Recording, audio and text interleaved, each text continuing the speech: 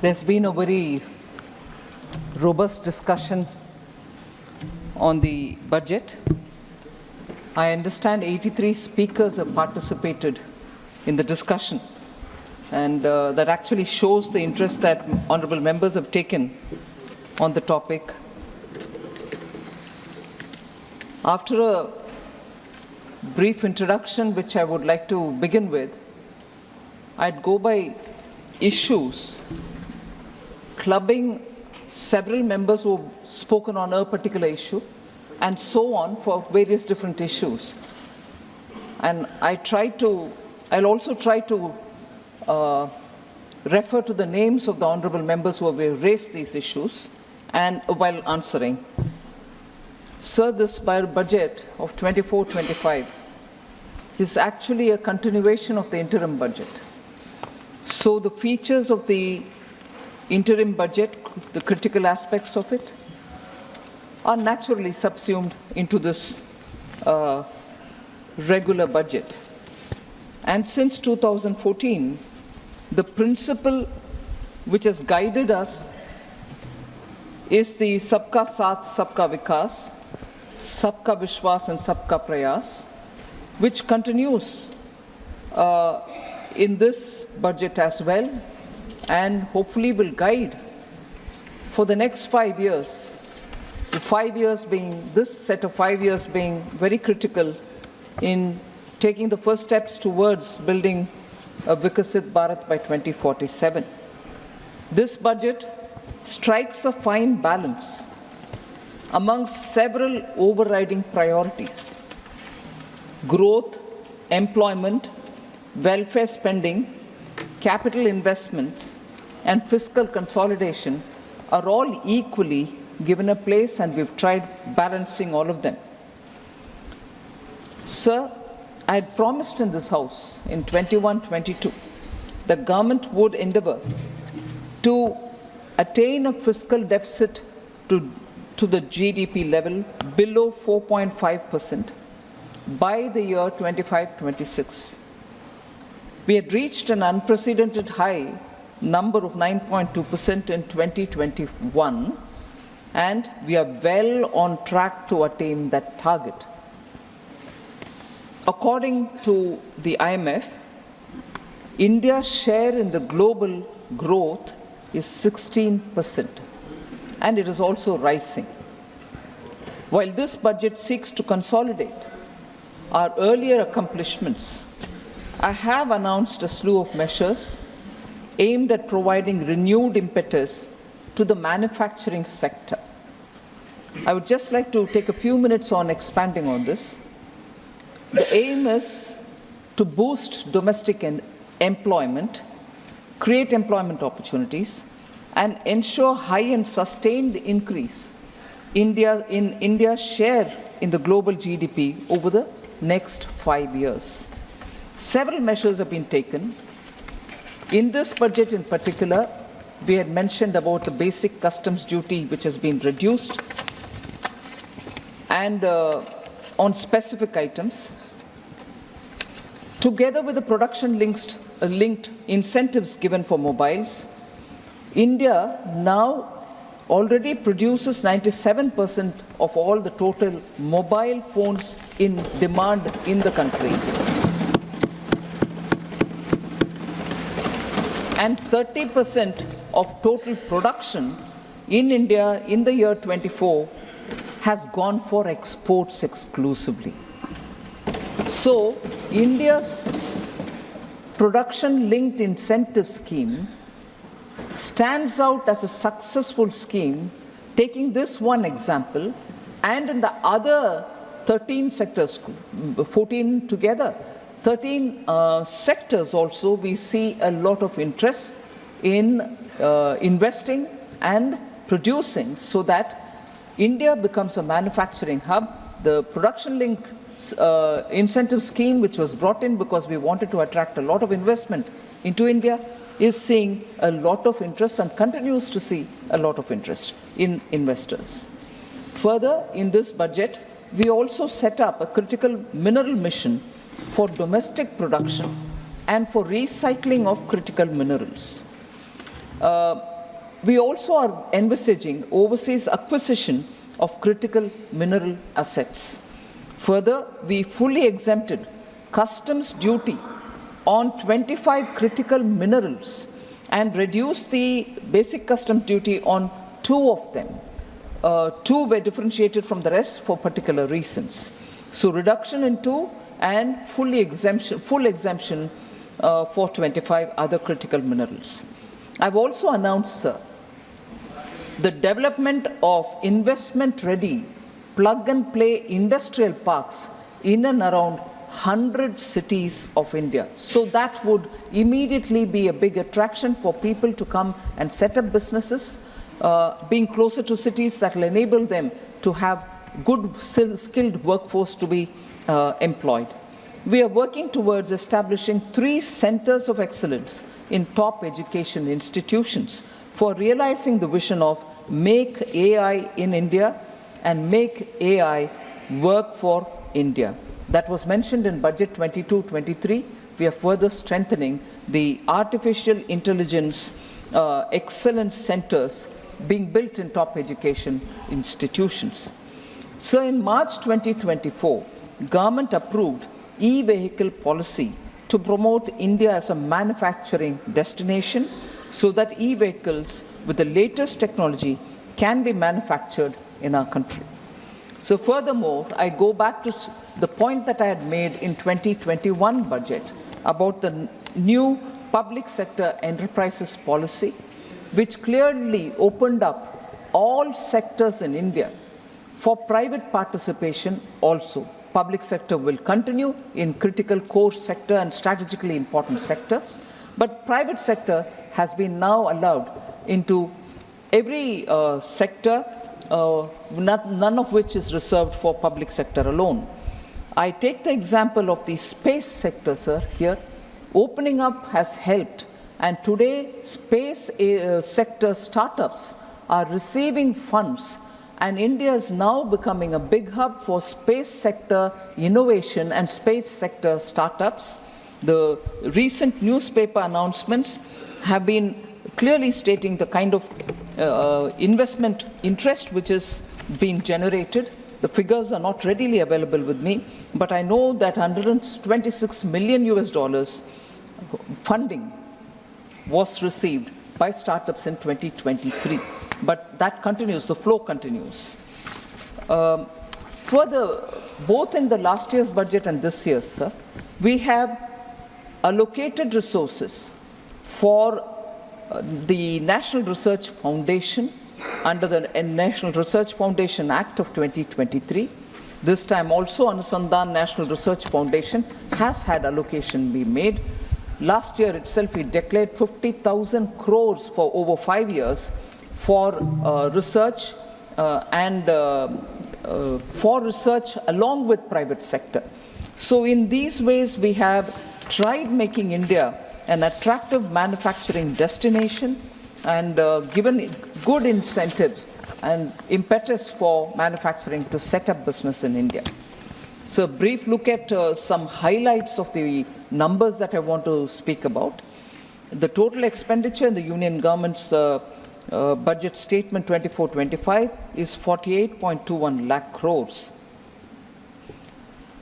The total expenditure in the regular budget 24-25 is 54,744 crores more than that of the interim budget which was presented in 1st February this year.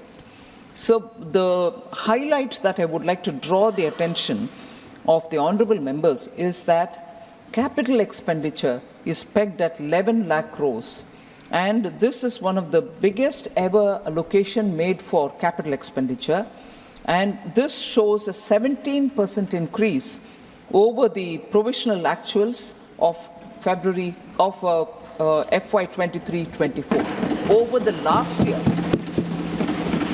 17% increase over the last year. But in this context, I would like to highlight one important fact about the capital expenditure which happened during the UPA era.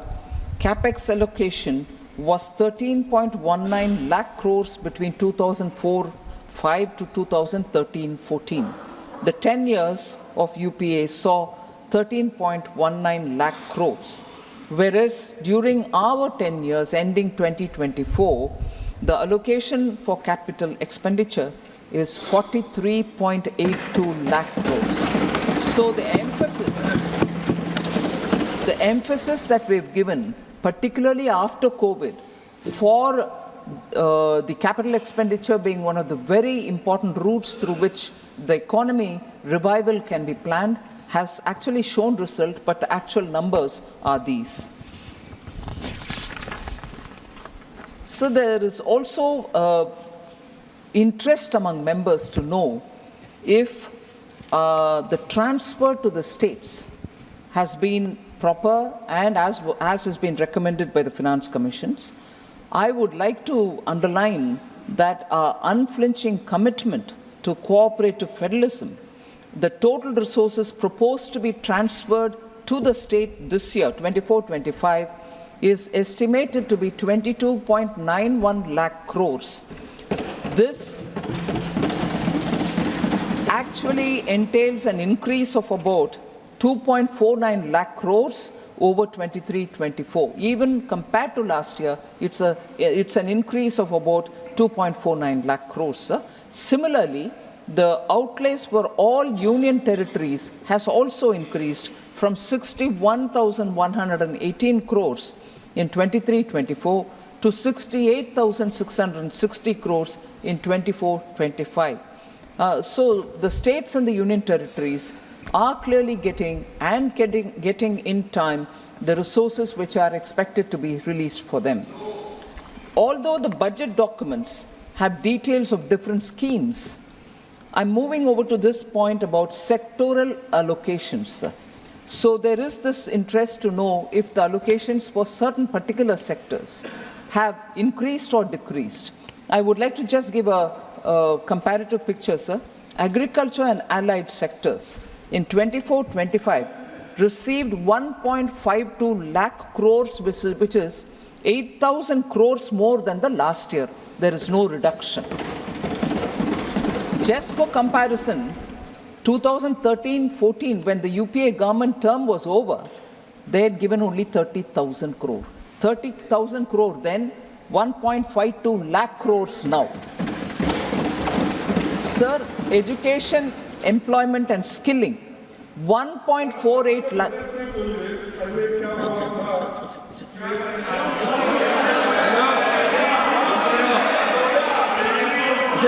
Please, honorable members, Finance Minister is speaking.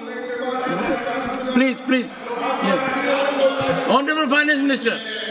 Sir, 24-25 budget for education, employment and skilling is 1.48 lakh crores, and it is 28,000 crores more than the last year, whereas again 2013-14 it was only 85,000 crores.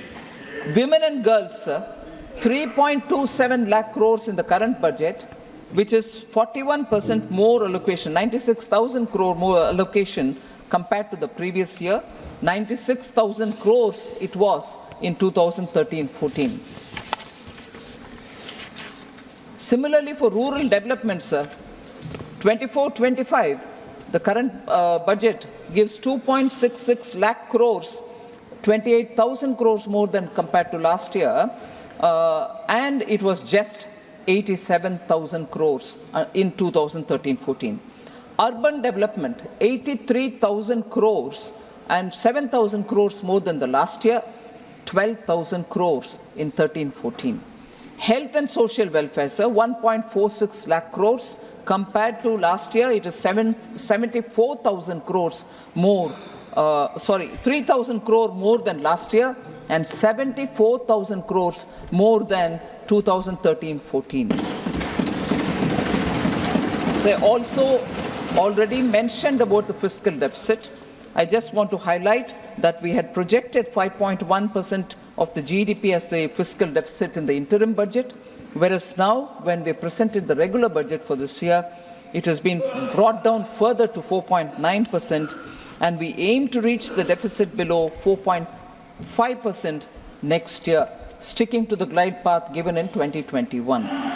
And it was also said in the budget speech that from 26-27 onwards, our endeavour will be to adhere to a path that ensures that the central government's debt as a percentage of GDP is on the declining trend. Our focus will be on that. So I'd like to mention in this August House that the average weighted average yield, which is broadly the one which corresponds to the average cost of borrowing of the central government securities, issued during the 10-year period of 2014-15 to 2023-24 is lower by about 60 basis points than the period between 2004-5 to 13-14. This is, and I'm giving a very notional idea, sir, but it helps to put things in perspective. If the borrowings in UPA 1 and UPA 2 were near the rates obtained by us, I know it is determined by so many other factors, market and so on, but if the borrowings in the UPA 1 and 2 were near the rates obtained by us, which could have been possible if they had our policies and our kind of credibility, it would have resulted in notional interest savings of approximately 35,000 crores for the government. Just to bring in the perspective, it can always be questioned saying, oh, how can you bring in notional? But it's a perspective, sir. This points to recognition of this government's fiscal management and the management and this observation, the government's fiscal management prowess is an object. It's an observation of global observers, domain experts, and of course dispassionate economists, that the fiscal management of this government, which is a typical good feature which the Honorable then CM of Gujarat and now PM of country has always maintained fiscal prudence as one of the very important governance principles.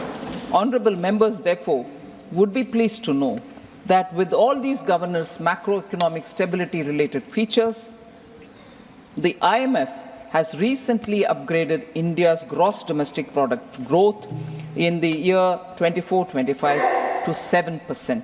So from an exceptionally low hit GDP growth during COVID, within a few years to rise to be the fastest growing economy in the world, I think could not have been possible without the hard work and toil of all Indians, irrespective of the sectors in which they are, farmers, workers, informal sector workers, construction workers, and all the entrepreneurs, the MSMEs and so on, and the visionary leadership which has a futuristic vision, because from the front, the Prime Minister leads the economy, we are able to achieve this goal.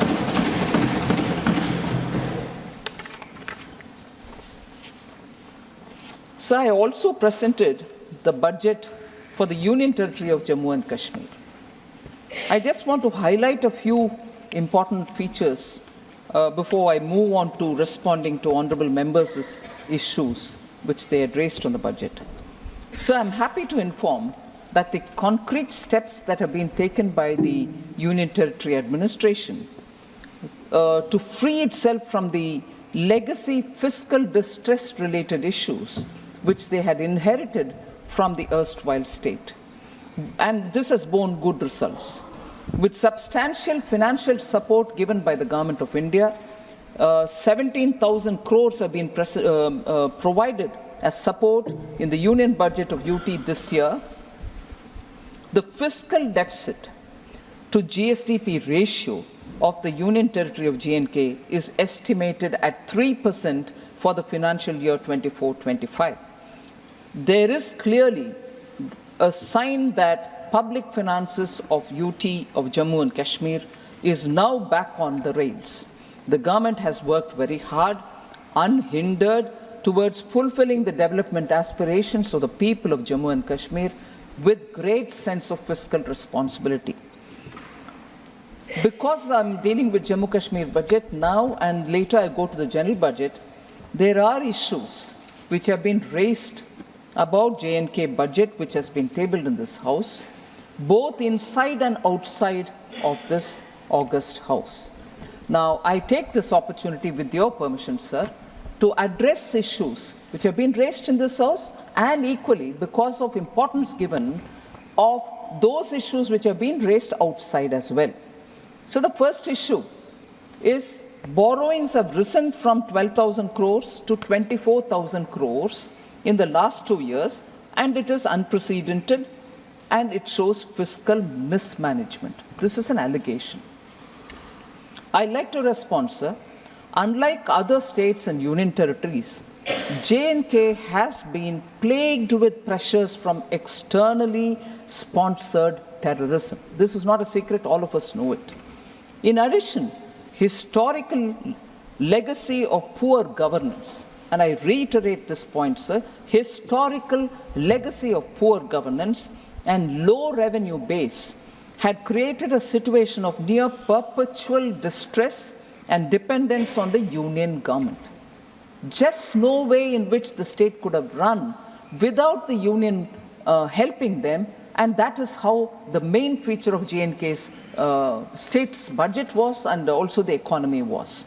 With given this kind of a legacy inheritance that we've got, as part of the efforts to correct lingering fiscal distortions and for enabling transparent disclosure of the fiscal situation, the Union Territory Administration has brought off-budget borrowings onto its books. This has been done within the borrowing ceiling allowed to the Union Territory in each of the years which have gone by. So this is something which I have to state with conviction, that the UT was permitted to undertake additional borrowings against unutilized borrowing space from the previous years to take off-budget borrowings on the budget and finance its expenditure commitments. So the questions also, or the allegations also were that fiscal deficit was pegged at 1.6% and it has turned to 5.36 in FY24, more than 3 times the original estimate. And also that the capex has been slashed by 10%. The question therefore was, will the central government take blame for fiscal profligacy at the state level? I'd like to dispel any confusion in the minds of people. Along with the special support of 17,000 crore which has been announced in this budget from the union government, several other things are happening along with the efforts in recent past would reduce the fiscal deficit, and I hope it will reduce the fiscal deficit to 3.3% actually in 24-25. So it's not just the 17,000 crores that has been given as a special support, but also because of the efforts which are being put in the last few years, I think fiscal deficit will be back at 3%. While tax revenues, sir, have seen impressive growth, efforts on metering has improved billing and collection efficiency in the power sector, and that has also resulted in non-tax revenues increasing from 5,148 crores in 22-23 to 6,500 crores in 23-24. It's a big reform step that has been taken, well received by the people, and as a result of which we are able to have collection efficiency in the power sector. And I appreciate the J&K administration for having taken this effort, which is showing results for its own benefit. The Union Territory has also very important points, and this is a point which I submit to your consideration and for the August House to recognize, that the Union Territory has discontinued the earlier practices of running hundis and overdrafts from J&K Bank for its day-to-day cash management. This was a feature, sir. Every year, this would literally be a burden on J&K Bank, and equally a lazy comfort for the administration, that they could do this operation with the J&K Bank and get away with being transparent in the way in which they handled their accounts. I'm glad that this practice has been discontinued. During the last 4 years, the J&K Bank has made a remarkable turnaround from a loss-making bank of 1,139 crores of rupees in 2019-20. The bank has now made a profit of 1,700 crores in the year 23-24. So that is the kind of turnaround, and that's the kind of efficiency with which the bank is now performing, being run professionally since after 2019. Capital expenditure for the Union Territory, sir, has also increased from 10,634 crore rupees 22-23 to 12,101 crore in 23-24. So recording a 13.8% growth.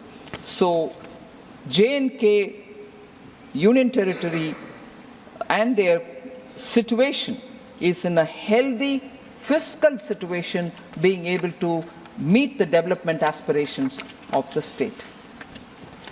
One other point of criticism, if I may say so, has been that the state's tax to GDP ratio increased from 5 to 8% in 3 years.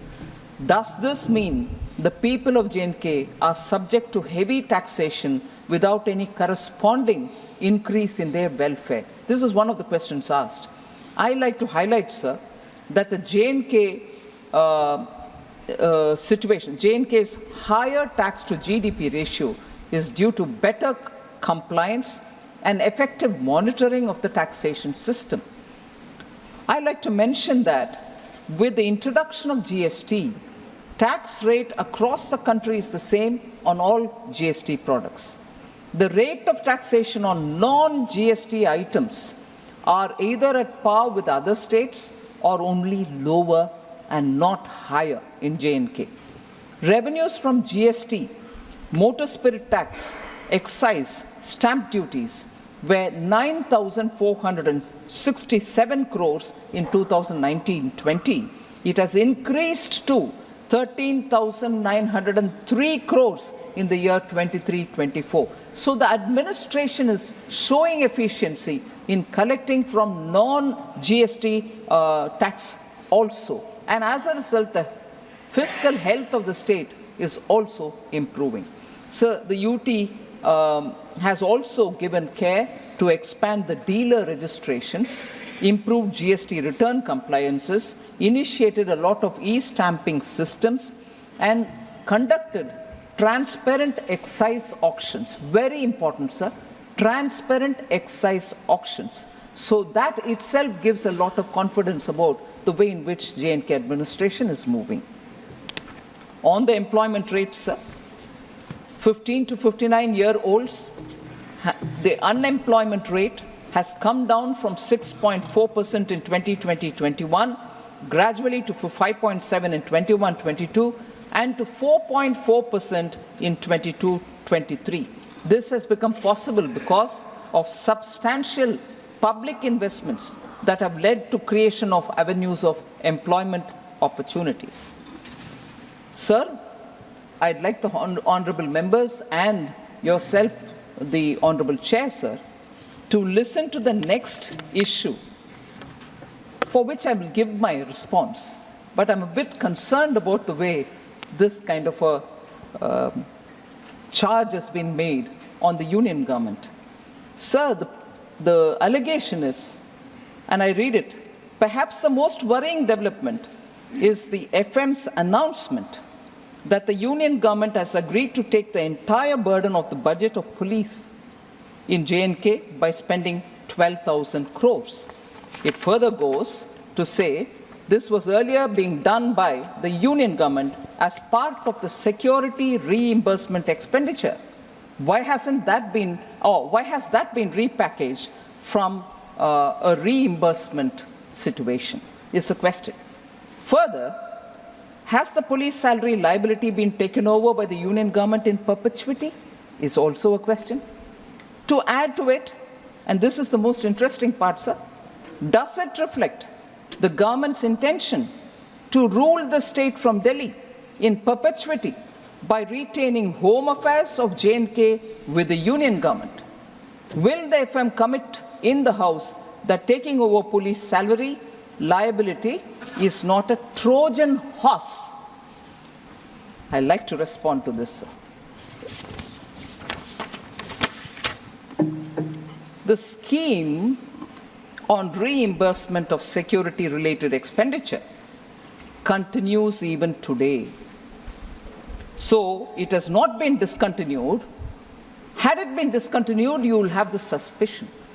But when it has not been, why would you have the suspicion in the first place? Or is it being not cared for, or you want to put it in the side and still generate a conversation based on just your apprehensions? I'm not sure if it is a responsible way to approach this issue. Second, sir, if at all, and I'm saying this with a bit of a hesitation, but I want to say this.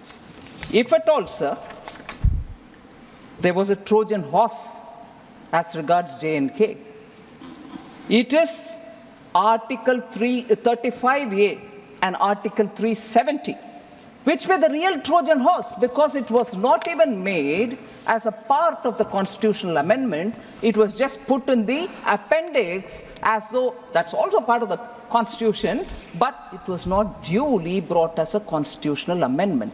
But for those who are carrying that Constitution nowadays and showing it, they should explain to us, was that not a deceit? And is that not the Trojan horse to keep J&K not integrated with India? With that done, with that kind of a Trojan horse approach, you're asking us that when we take the burden of J&K police money, so that the J&K administration will have more money to do developmental activity and the center can take the salary of the J&K police, to insinuate that this is being done with an intention of for perpetuity. I'm sorry, this entire approach is making me wonder if this is being done deliberately so that there can be a kind of a, atmosphere created of doubt about India, about India's governance, about India's federal structure. This approach, I'm sorry to say, sir, is not healthy. And to just put it out, to say that this is how we perceive it. You've been in governance for more than 70 years. Not 70, 50, 40 years. I'm sure you understand the significance of what is going on and the way in which that state is being restored back to be a part of India. We belong to a party, sir, which firmly believed from the beginning, from 1947, Ek Desh, Ek Nishan, Ek Vidhan, unlike the Congress party. Sir, and I'm afraid to say, separatists who are self-proclaimed are coming into the Congress party with red carpets thrown for them to come in. Separatists who were the ones who caused permanent and perpetual problem there. Now post-2019, we are at least being able to develop the state even as we are containing terrorism. Whereas now, like earlier, terrorists are being self-proclaimed terrorists are also being welcomed in the Congress party, sir. Sir, therefore, not yielding. She is not yielding. Mr. Ranjit Surjewala, she is not yielding. Okay, go ahead. Sir, please, threat to let's not have this federalism. This side also, please. Threat to cooperative federalism is a topic on which there's been a lot of discussion based only on the fact that the budget speech mentioned only 2 states and it did not mention other states. Yesterday in the Lok Sabha too, I addressed this matter, sir. I wanted to highlight the fact that total resources allocated to transfer to the states in BE 24-25 is 22,91,182 crores, and that's an increase of 4,93,645 crores over the last year. So transfer to the states are going unhindered as per the recommendation of the Finance Commission, And I'll further elaborate that when I come to some of the members who have raised questions in particular on that topic. So, sir, in this respect, again, the threat to cooperative federalism issue has been raised by several honorable members, inclusive of former Finance Minister Chidambaram, Jawahar Sirkar, N.R. Elango, Shri Honorable Member Shanmugam, C.V. Shanmugam, and also Muhammad Abdullah. So there are many members who have raised this. And on that, sir,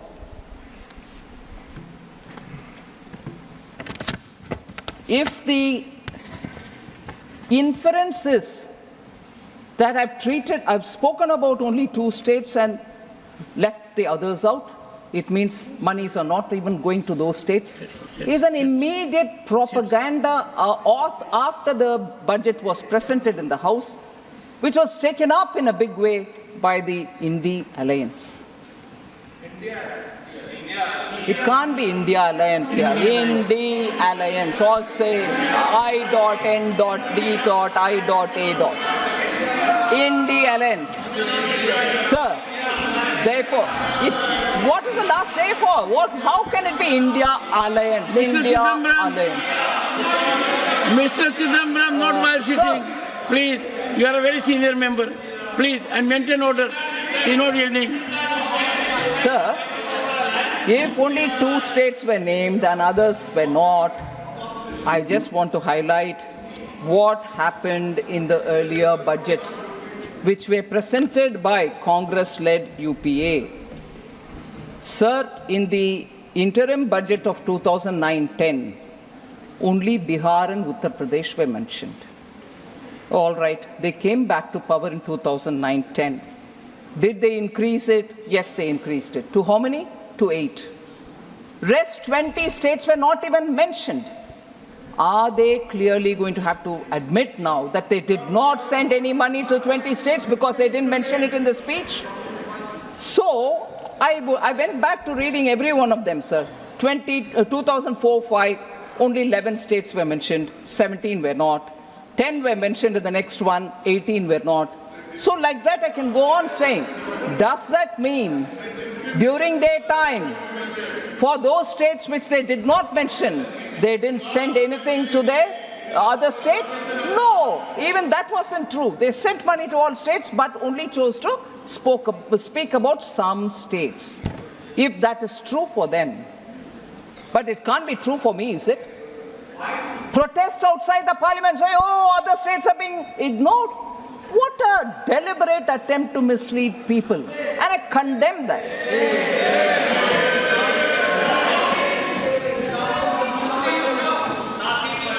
Sir,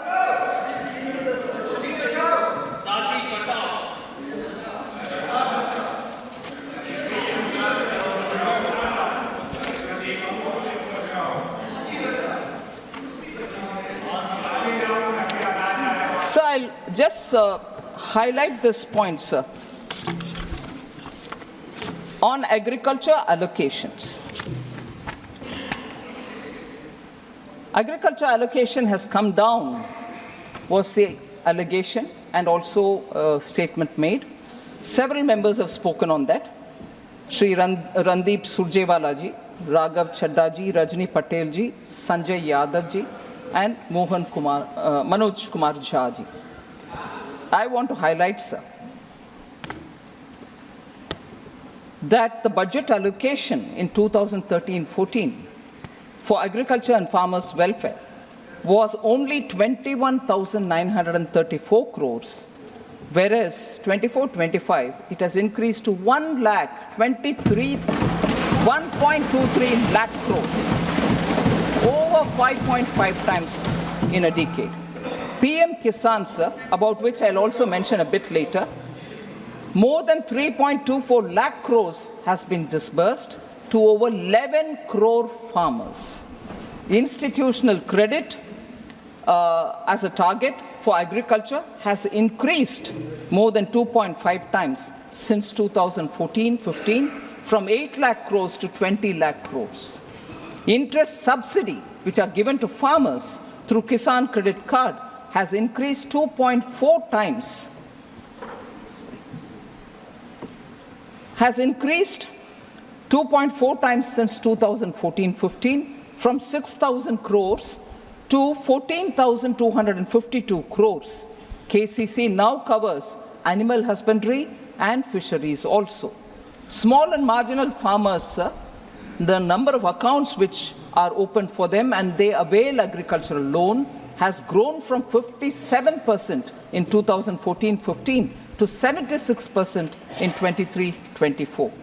Sir, Pradhan Mantri Fasal Bima Yojana was launched in 2016 to provide crop insurance coverage to farmers, and more than 1.5 lakh crores has been dispersed till today to the farmers. Agri-Infra Funds was launched under Atmanirbhar Bharat package to address existing infrastructure gaps and mobilize investments. More than 35,200 crores have been sanctioned for 48,000 projects under the Agri-Infra Fund. So the money collected, although as a cess, much against the allegation which is levied on us, saying cess money you retain. No, it is getting spent for, here in this case, for agriculture infrastructure creation. More than 23 crore soil health cards have been distributed to farmers, which provides farmers with the nutrient status of their soil and its composition. 1.8 crore farmers and 2.53 lakh traders have been registered on the eNAM portal, which is a national agriculture marketing place. In the last 10 years, more than 11 lakh crore have been spent to provide fertilizers to farmers at affordable prices. Government has also formulated agricultural export policy in 2018 in the country for the first time. This has led to agricultural exports reaching up to 4 lakh crores of rupees. A separate Department of Fisheries has been set up in 2019 and assisting farmers with schemes worth more than 38,000 crores, which have been implemented in the fisheries sector, due to which fish production has increased from 95 lakh metric tons to 175 lakh metric tons, almost double in the last 10 years. Sir, this is where this insurance-related point which I said earlier, I have to repeat. In its 2004 election manifesto, the Congress party promised to implement a comprehensive crop insurance scheme. However, it was not till the NDA, which came to power under Prime Minister Modi, Fasal Bima Yojana was implemented. They could have done it during their time, but no, it waited for a manifesto. But that was 2004 manifesto, and they had 10 years after that. They did not do anything on that. The Congress said it would examine the feasibility of direct income support to farmers. However, it was not till 2019 when Prime Minister Modi gave PM Kisan Samman Nidhi. They state things in their manifesto, it lies in the manifesto. No, they don't implement when they come to power. The failure of their flagship scheme, which is the loan waiver scheme of 2008, has been, I've mentioned this several times, I'm not taking the time of the August House, but the loan waiver scheme was not even fully implemented. In fact, many of the farmers were not given certificate that they've cleared their dues and everything, so that after that they can go and procure the loan from the banks, because without the certificates, bank wouldn't give. 38% farmers hadn't been given the certificate, and they are sitting, loan waiver gaya, loan nahi mila abhi. That is the halat, that is the careless and laid-back fashion with which a sensitive subject like loan waiver had been handled by Congress party. Sir, on health and education, Honorable Member Sanjeev Arora, Sujit Kumar, and also Sagarika Ghosh had raised question. National health policy of NDA targeted only 2.5% of the GDP on health sector. Sir, total allocation under health increased from 88,000 in 23-24 to 89,000 crores in 24, 89,287 crores in 24-25. PM Swasth Suraksha Yojana. Under that, 15 new All India Institutes of Medical Sciences have been approved, of which 9 projects have been completed starting from 2014. In 10 years, 9 new All India Institute of Medical Sciences have been completed, whilst total of 15 have been given sanction. Similarly, sir, 17 government medical college institutes have been approved, of which 10 projects have been completed. So attention given to health in different forms is what I want to lay before you for the consideration of the House. Sir, PM Jan Arogya Yojana, 34.28 crore Ayushman Bharat cards were issued, 94,225 crores have been authorized for hospital admissions. So the out-of-pocket expense of patients are all being brought down because of the various measures which have been taken out. Under Mission Indradhanush, cumulative total number of children vaccinated is 5.42 crores. Cumulative total number of pregnant women vaccinated is 1.31 crores. So the Pradhan Mantri Dialysis, National Dialysis Program, sir, has been implemented in 748 districts at 1,485 centers, and it deploys 10,077 hemodialysis machines. A total of 23.33 lakh patients have availed of this facility of dialysis. 2.7 crore hemodialysis sessions have been held as of 30th April 2024.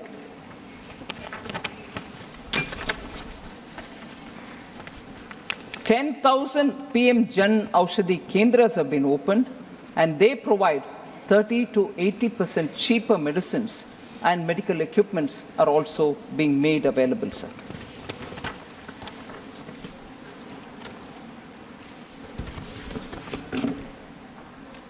Sir, on unemployment, several members have spoken.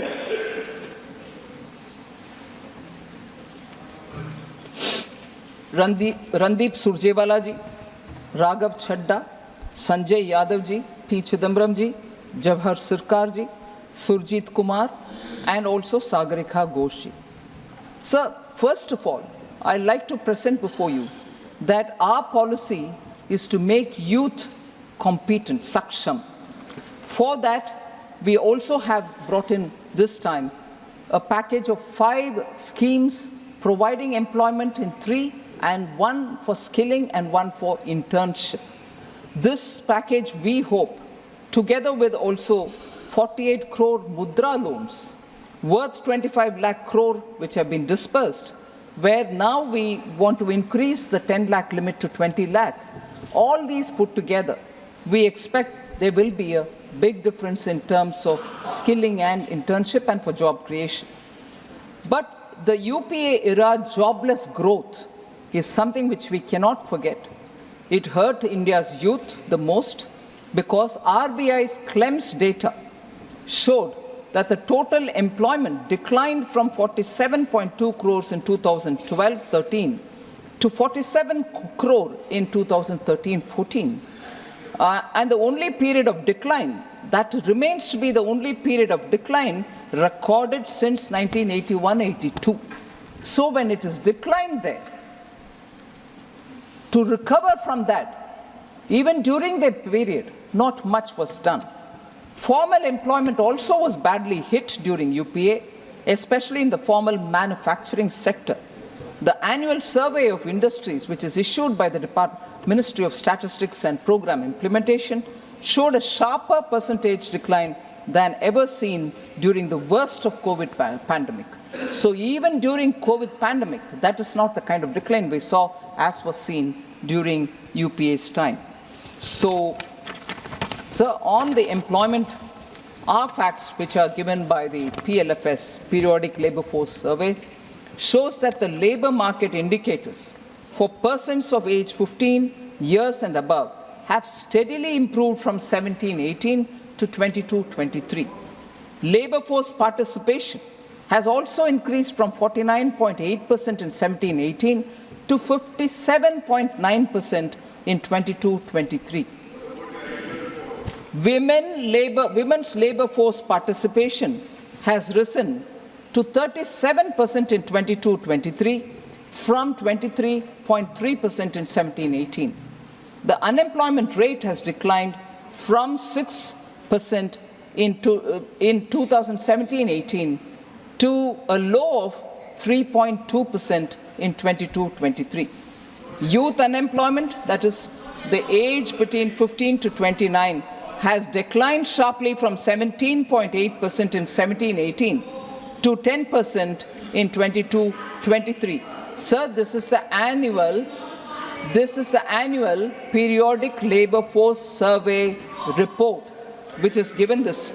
And further to reinforce the fact, the SBI research report July 2024, India created 12.5 crore jobs during 14 to 23 compared to 2.9 crores created between 2004 and 14. So the distinct increase in the jobs created during the 10 years under Prime Minister Modi's leadership has to be highlighted, sir. In the last decade, the employability of Indian youth has increased sharply, rising from less than 34% in 2014 to over 51% in 2024, and will further improve it through the PM's package on employment and skilling.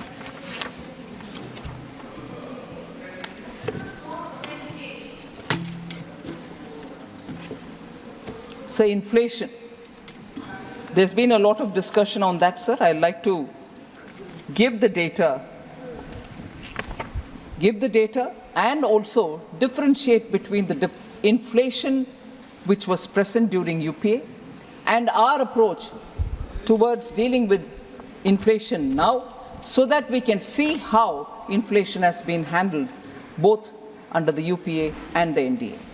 So we saw double-digit high inflation period under the UPA because of the policies which were reckless and inappropriate policies were taken on one hand, and inept measures to control inflation on the other.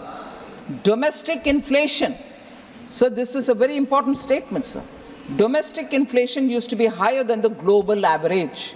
That is very significant to be noticed. Post the global financial crisis of 2008, UPA government took stimulus measures to boost the economy. The problem arose, and I'm sorry I have to say this, when economists who are repeatedly quoted to us saying, reputed economists, you're not that, when leaders of that stature did not know when and how to withdraw the stimulus which was brought in after the global financial crisis, did not know when to and how to withdraw the stimulus, leading to a high double-digit inflation between 2009 and 13. High fiscal deficit as a result, and debt as a result, crowding out private investment.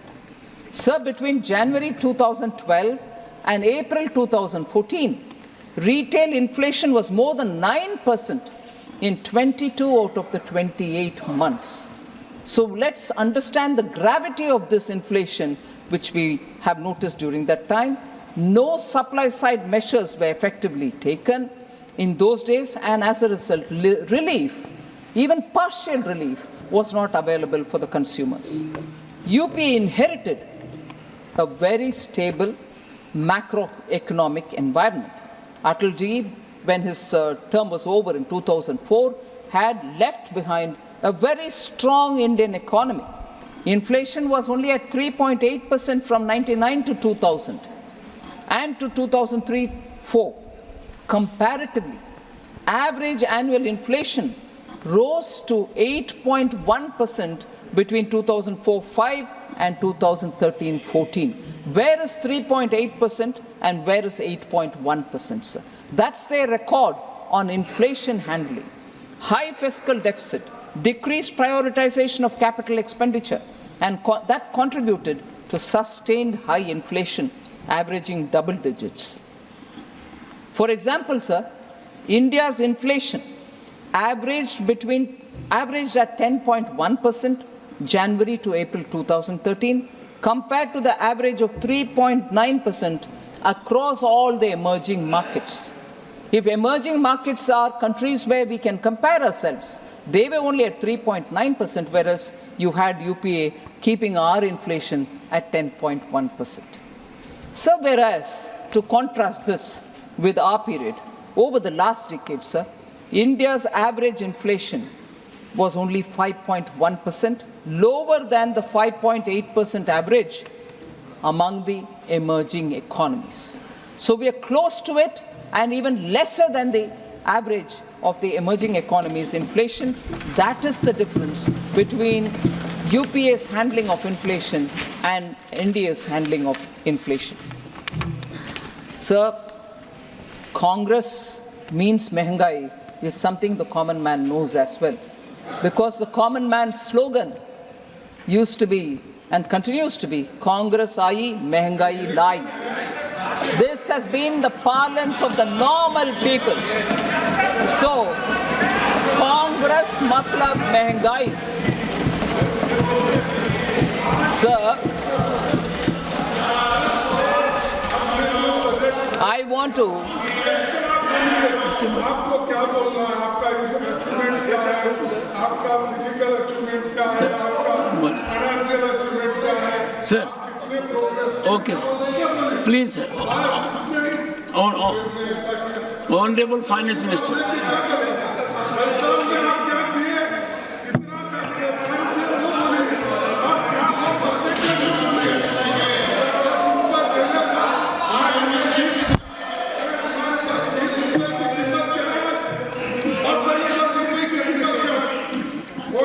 Honorable Finance Minister, please.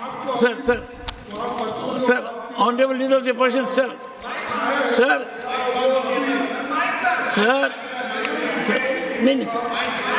Sir, please. She is not yielding, sir. She is not yielding. Okay, I'll leave. Sir, she is not yielding. Okay, Sir, sir. Yielded. Okay. रख के क्या करना चाहिए? ठीक है. Yes. रुकिए.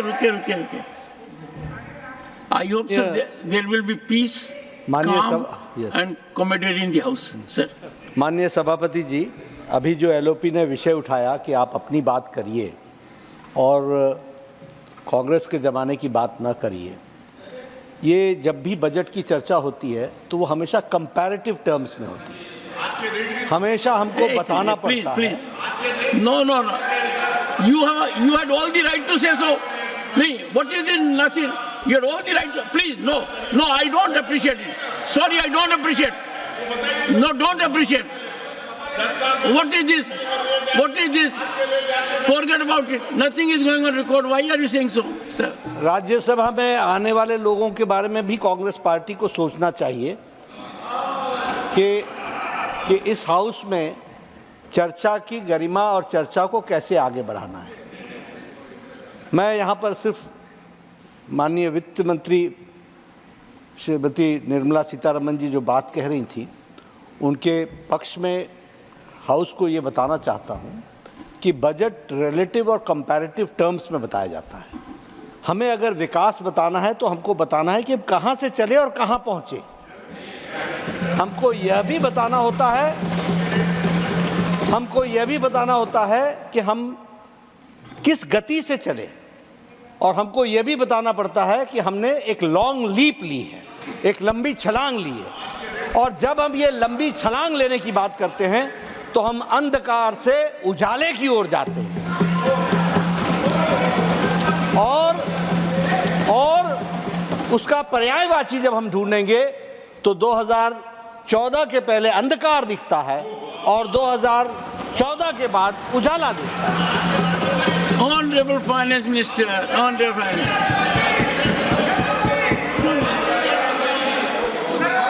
Minister, no, No, nothing will go on record. No, not yours. I am asking another minister. Please take your seat. Only finance minister will address, please. No, I can't open the debate. The debate is over, please. Please, no, sir. Only honorable finance minister will speak. We have to maintain some decorum in the house, and I am glad we are improving a lot. Please. Thank you very much, Chairman, sir. Sir, I do take what the Honorable Leader of the Opposition has suggested. What we do today is what I'm highlighting, and therefore also saying something similar of this kind didn't happen then. He may refute it, but it is a matter of fact, and I'm grateful for the intervention of the Leader of the House to state it in his nice Hindi, which I can't speak as well, to say what exactly it was. Getting out of Andhakar to go into Acha Roshni Wala, and that's what is happening now. So, Honorable Finance Minister, but your Hindi is not bad. Thank you. Please go ahead. Thank you, sir. Sir. Please. Sir. Please. Honorable Finance Minister, please. Sir, it is not just me who's talking about what had not happened then, and it's not just me who's talking about what kind of things had happened then. I'm saying what not happened then and what kinds of things happened then, based on eminent people and their words. Take, for example, what one former governor of Reserve Bank had to say. And I'm quoting, I'm not taking his name. I don't know if it is permitted, because I think people who are not members of this house you should not name and so on. So I will just say former governor of Reserve Bank. In his book he says, and I quote, "The finance ministry used to pressurize the RBI to soften interest rates and present a rosier picture of the growth to shore up sentiments. You were not able to perform in the economy, managing the inflation, giving stimulus to growth and leading the country to have better growth, but you are asking the RBI to give a rosy picture so that the sentiments don't get affected, because that sentiment and the kind of impact it was having on the economy is where we went to being fragile 5. And fragile 5 economy is a fact which was before them, but they couldn't act on it. Instead, they put pressure on Reserve Bank. So what you need to do constructively, you don't do. On the contrary, you do such things. And I'm not saying it. Reputed, respected, former bureaucrat who was also the governor of Reserve Bank has written it. So I want to just highlight, sir, whereas what kind of efforts we have made to keep inflation under control is something which I want to say now for members who have been very keen to know what is happening today. I'm telling you what is happening today. Please make a note of it. Sir, we implemented measures. Mr. Basu and Please.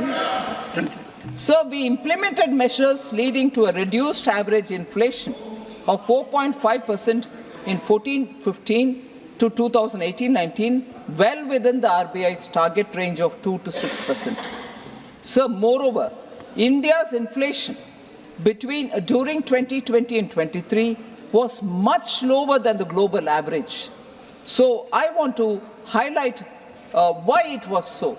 Because competent and proactive measures were undertaken by the government to control inflation, and we managed to contain inflation at 5.7% from 2019-20 to 23-24, despite challenges which were unforeseen, and the size and the magnitude of COVID was something which all over the world, even today, has tarnished the economies, and they are not able to come out of it, whereas we have managed to be closer to the tolerance band given by RBI. Many countries faced 3 or 4 decade high double-digit inflation after the COVID pandemic.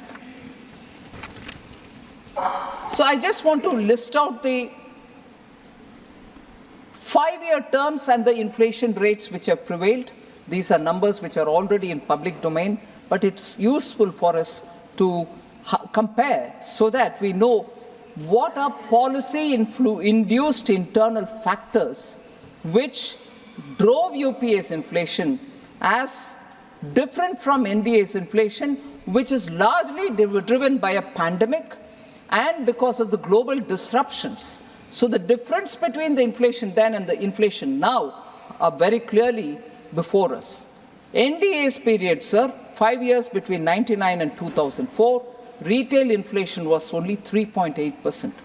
UPA 1, 5 years, it was 6%. UPA 2, 10.2%. So if you were to take 10 years of UPA 1 and 2, it was 8%, 8.1%. NDA 1, sir, between 14 to 19, 4.5%. NDA 2, 5.7%, sir. NDA 1 and 2 put together, 10 years, 5.1% inflation. Where is 5.1 and where is 8.1, sir, of the 10 years then, 10 years now? So we need to understand that even when very important steps were taken, like cutting down on the excise duty of petrol and diesel by the Honorable Prime Minister, twice, once in November and once in June of 23, November of 22, every state tried to reduce. But for political scoring of a point, Congress-ruled states did not. And even then and now, the inflation in those states, even if the change of government has happened, continues to be higher, and efforts to contain them is even being taken now also. They just didn't want to cut down. On the contrary, if I remember correct, our president and the leader of the House here is from Himachal Pradesh. The first thing the government did there after being elected was to increase the price of petrol and diesel. Now, the cry for inflation in this House, questions on what action you're taking to contain inflation. Congress government in Himachal Pradesh, a small state, increases the price, and here the lecture is about contain the prices, bring it down. Congress can do that. So was the effort, so was it in Karnataka. So, inflation and containment measures may be questions on us, and we are willing to answer. But what about those states which are being governed by Congress, sir? The steps that we've taken, the steps that we have taken to control inflation, sir, strategic policies for targeting inflation have been taken. PM Garib Kalyan Anna Yojana is to make sure that people get the bottommost layer, poorest people get their grains at least, so that they can have some kind of assurance that they have something to feed their family with. Government continuously offloads wheat and rice from the central pool under the open market sales scheme to increase availability in the market. Steps that we are taking. To prevent hoarding and unscrupulous speculation, traders and wholesalers, big chain retailers, and processors were required to disclose their stock positions of wheat and rice. We follow them, we pursue with them, and then ensure that the stocks are coming into the market. Under the Price Stabilization Fund, sir, a dynamic buffer stock of pulses is maintained, and calibrated release of stocks contain the price, and we keep procuring to increase the buffer stock. Basic duty on crude palm oil, crude soya bean oil, and crude sunflower oil was cut from 2.5% to nil, so that crude oil can come into India, edible crude oil, and that can be refined, creating jobs, at the same time making edible oil available in the country. The agri-cess on oils was reduced from 20% to 5%. So we are reducing the revenues that we are earning, but making sure people get affordable price commodities which are important. On January 15th, 2024, this duty structure has been extended to 31st March 2025. So edible oil can be distributed with affordable prices, sir. We have also taken measures to make sure basic items like atta, rice, chana dal and moong dal are distributed in the Bharat Atta, Bharat Rice and Bharat Chana Dal and Moong Dal branded so that they can be sold at affordable prices. Per kg cost of atta is 27 rupees 50 paise. Per kg rice is 27.50. Chana is 60 rupees a kg. And Bharat Moong Dal is at 107 a kg, 93 for Sabut Moong Dal. These have been sold. 7 lakh tons have been sold of atta, 13.98 lakh tons of rice, 11.52 lakh tons of chana dal, and 2,984.37 tons of moong dal, both put together, Sabut and Dula Hua, are sold, which means people are benefiting from the wholesale distribution, which is under the brand Bharat. So therefore, sir, I want to make sure that the efforts taken by this government to contain inflation are informed to the honorable members, and they know that we are taking the necessary steps. Quickly on Poshan Abhiyan, sir, and Saksham Anganwadi, the question which Sujit Kumarji from BJD had raised. Poshan and Saksham Anganwadi allocations have only increased and not come down. 20,554 crores in 23-24 to 21,200 crores in 24-25.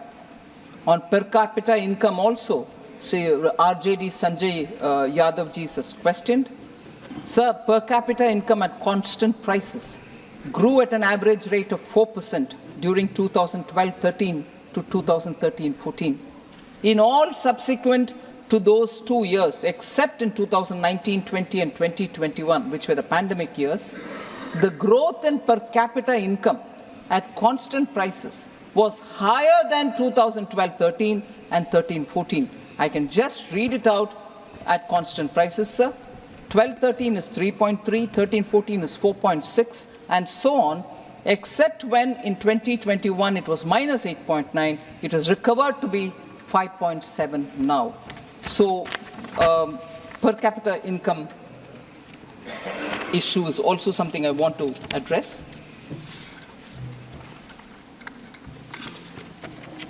So this is a very important issue which has been raised, that arbitrarily we've been cutting the borrowing ceilings of non-BJP states. Sir, I want to completely dispel this baseless argument.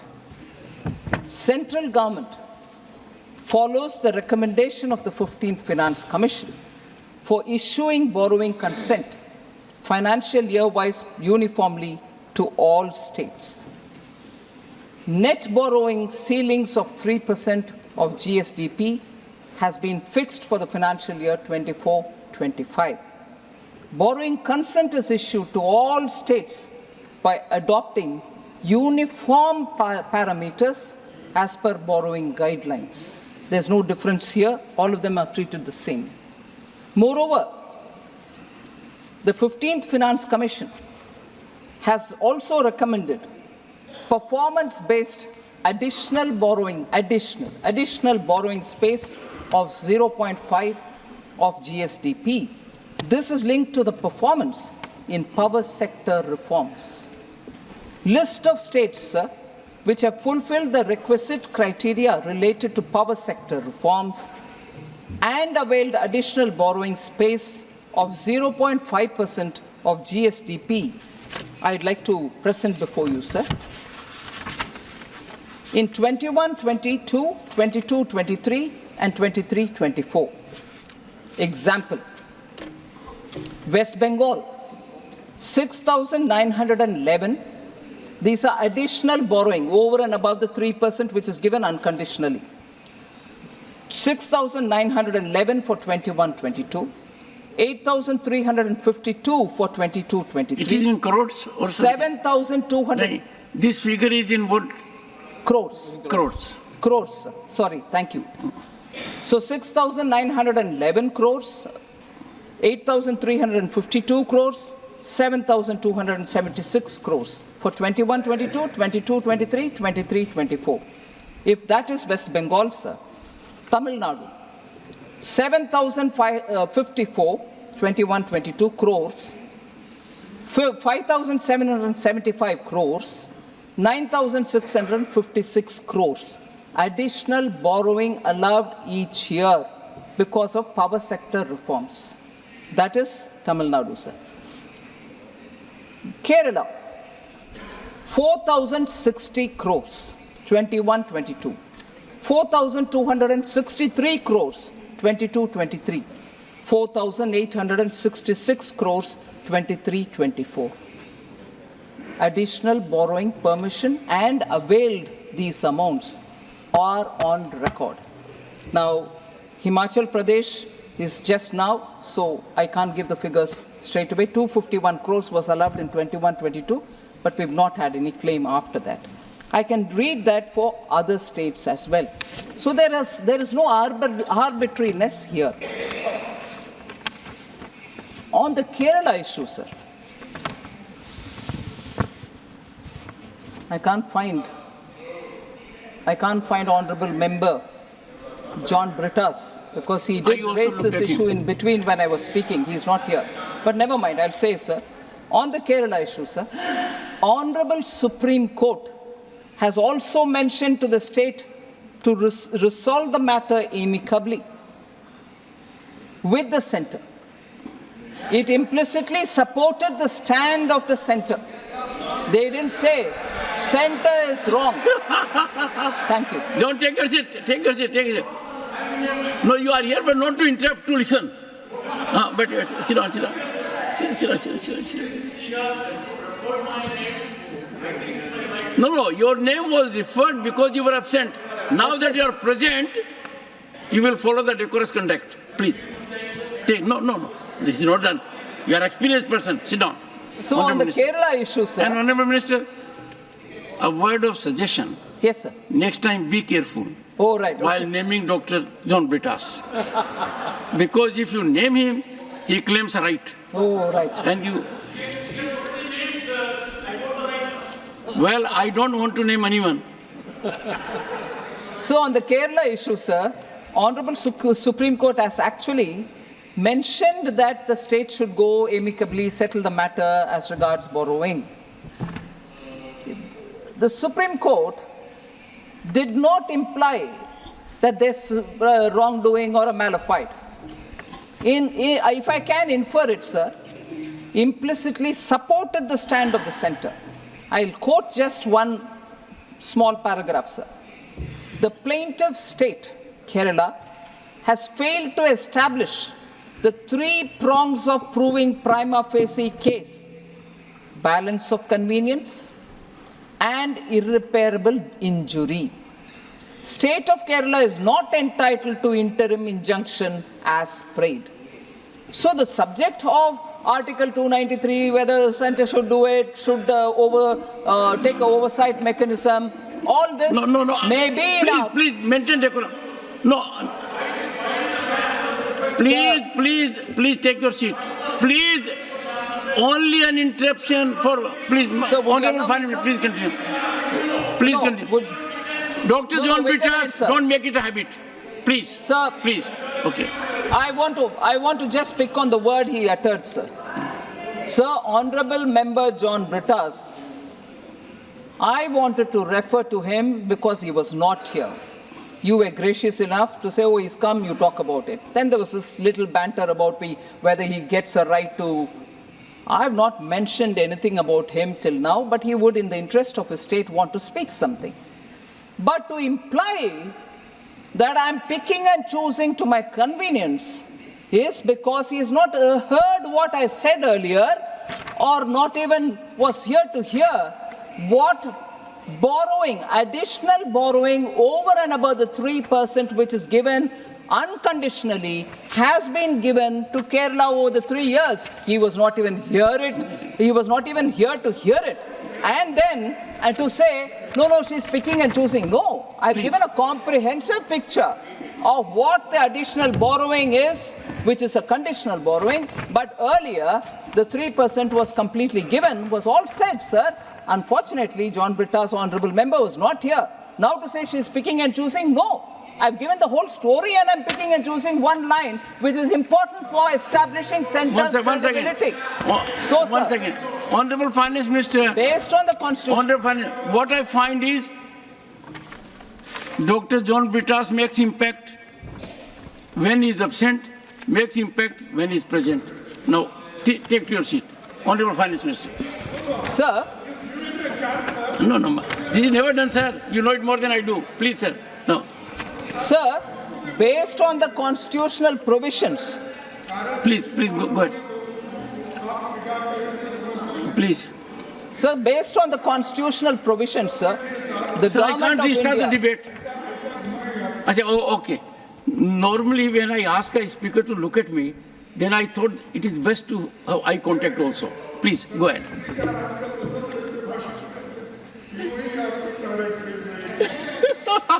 I'm following the rules, sir. Yes. No, the leader of the opposition has appreciated you. Thank you very much. Please go ahead. Sir, based on the constitutional provisions, sir, the government of India adopts a rule-based system. This ensures fairness to all states and no deviation is entertained because of presumed entitlements or presumed prejudices that may prevail. No, we follow as per the Finance Commission's.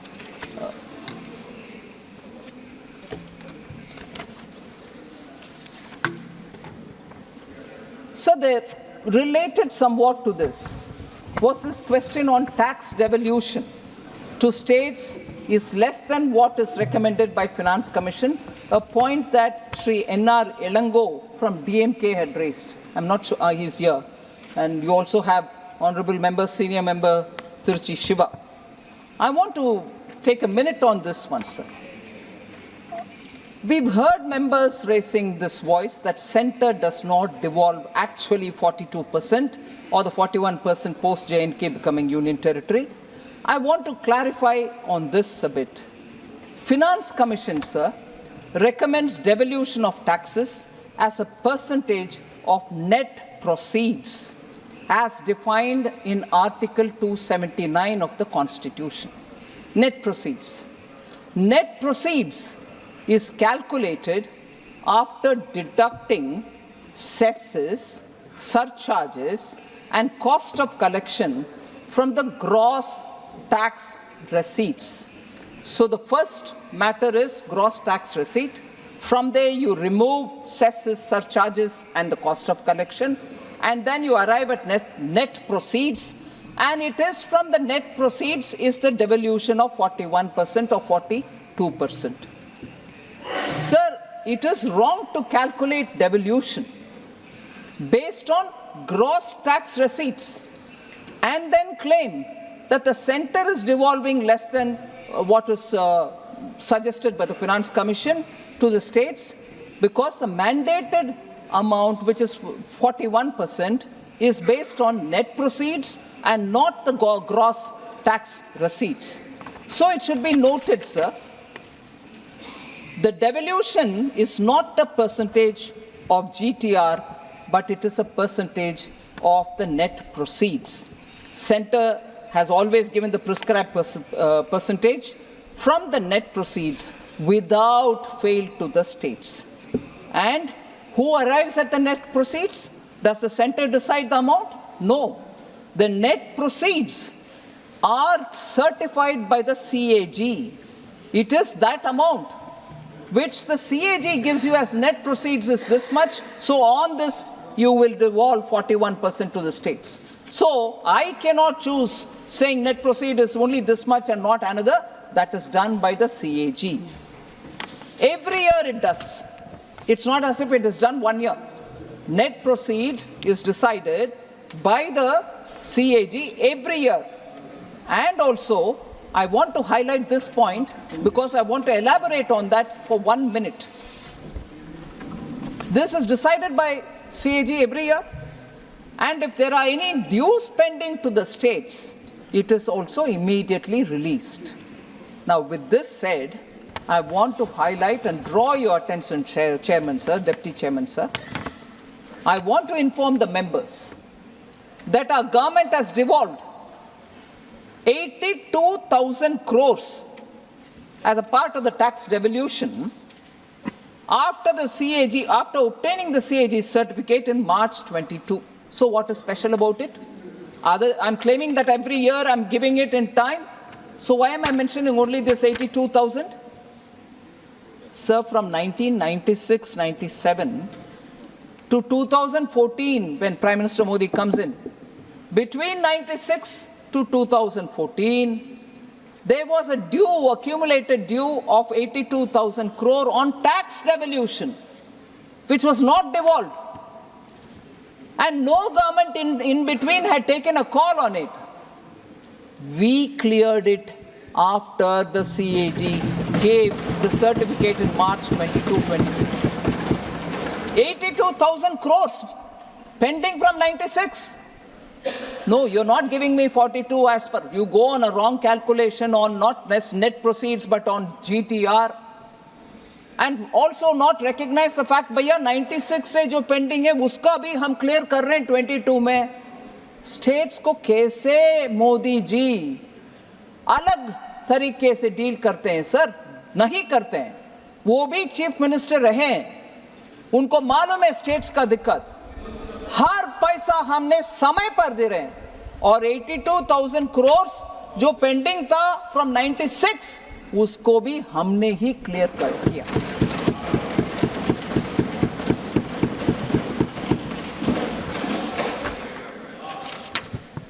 Sir, almost at the end sir.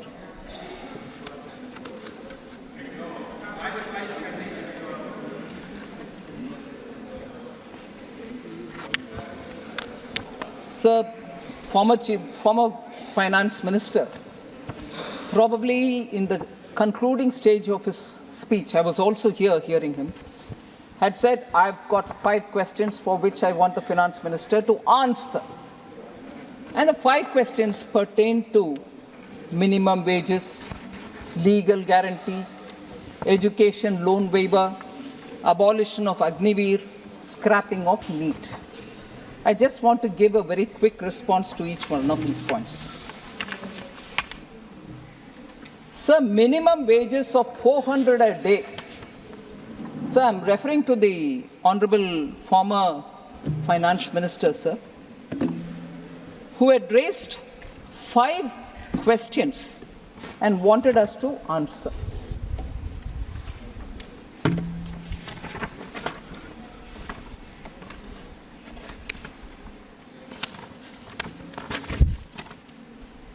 Sorry, sir, 1 minute.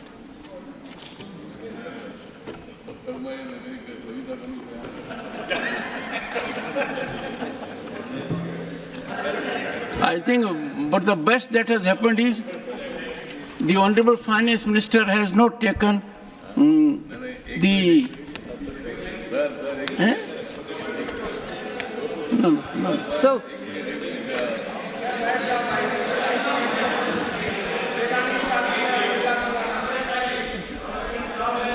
No. The Honorable Minister is also a poet, but not this occasion. 400. Not this occasion. Yes, not you. There is another Honorable Minister behind you. Oh, okay. So my problem is I'll have to find some mechanism. If there are Honorable Ministers and the second one rises, then if I tell one, the other one may misunderstand it. Honorable Minister, please. Yes, sir, I'm just responding, sir. Well, I'm not addressing the Honorable Finance Minister. Yes. Mr. Thavle, please. For the चलो कम से कम आपने ऐसी चर्चा तो की जो थोड़ा सी हंसी मजाक की हुई. Otherwise, you are very serious when you make an observation. Sir, he raised 5 questions. Please. Honorable, please, Honorable Minister. No, I will not allow. If I had to allow, I would have allowed leader of opposition. I will not allow anyone. He had raised 5 questions, sir, on which he said, why can't 400 rupees be declared as the minimum wages per day? Sir, I think he is talking about Manrega Act and through which declare a minimum wage of 400. I just want to highlight on that presumption that Manrega Act of 2005, sir, Section 6(1) of the Act notwithstanding anything contained in the Minimum Wages Act 1948, the central government may, by notification, specify the wage rate for the purposes of the Act. It says that. And says, provided, that's a proviso, provided that different rates of wages may be specified for different areas. I also think because, probably because it was mentioned in the Congress manifesto, I'm a bit hazy on it, but his demand was 400 rupees per day minimum wage. Why won't you want to declare it? So I want to highlight, sir, the Rural Development Ministry, which deals with Manrega, since UPA time, has been declaring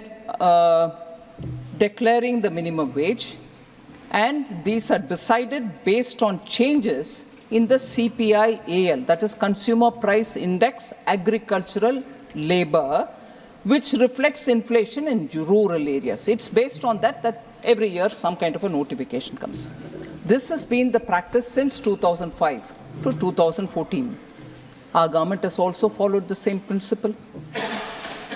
I don't know if I can use this saying in the English language.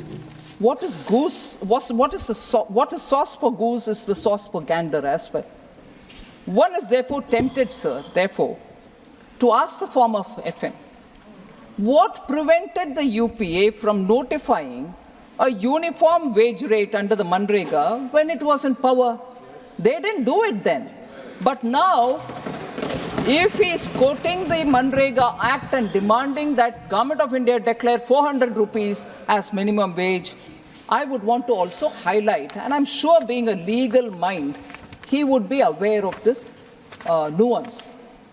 The Minimum Wages Act of 1948 also empowers the states to fix minimum wages with respect to categories, various categories of employment, unskilled employment, and so on.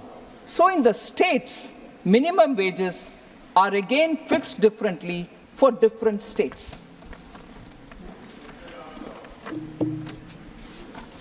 So permit me for a minute, sir.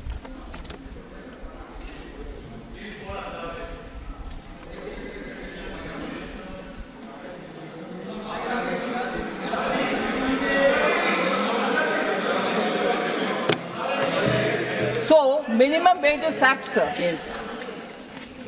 are fixed by states for different kind of employments, just as Government of India also fixes minimum wages for railways or the mines or many other things which come under its subject. For example, sir, I'm taking the example of Karnataka. State government notifies 4 different zones to fix minimum wages for unskilled workers. Zone 1 is for Bangalore city and the city corporation area. Zone 2 is for district headquarters and in the various districts, and so on. In the state of Himachal Pradesh, I would like to draw your attention, sir. In the state of Himachal Pradesh, as per the latest notification, or latest in this subject, which was issued in May 23, it was issued by the state government that unskilled wage earners will get a 375 rupees minimum wage. 1 second, Honorable. I must appreciate your fairness. You touch the state of the leader of the opposition, and next you are touching the state of leader of the House. So that even balancing has taken place. And I am privileged to be chairman at a time when this House has presidents of the 2 leading parties in the country, the largest democracy. Honorable Finance Minister.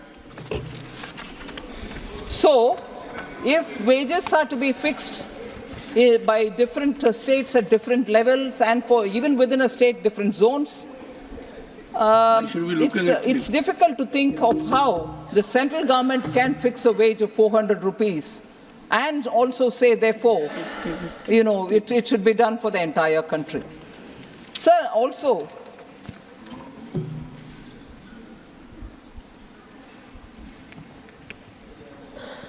it must have been a slip of the tongue. I don't want to pick on it, but I'm very tempted, sir. In his speech, I think he claimed that he travels 500,000 kilometers by road every month. Must have been 500,000. We can overlook it.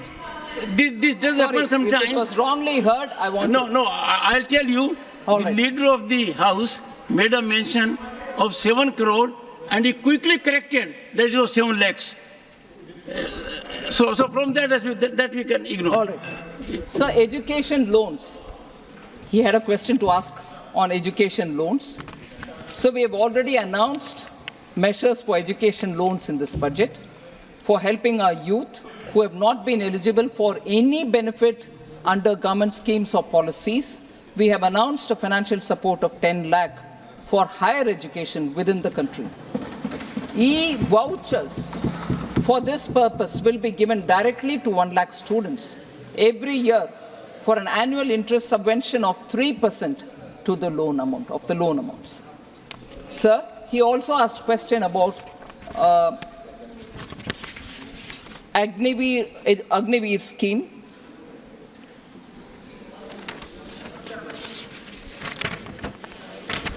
I wanted to highlight, sir, former finance minister has served as also former home minister. I'm sure he understands the nuance involved in national security. Agniveer is a very reformative step to enhance the capabilities and battle readiness of our armed forces. It ensures actually that we have fit soldiers who are on the front line.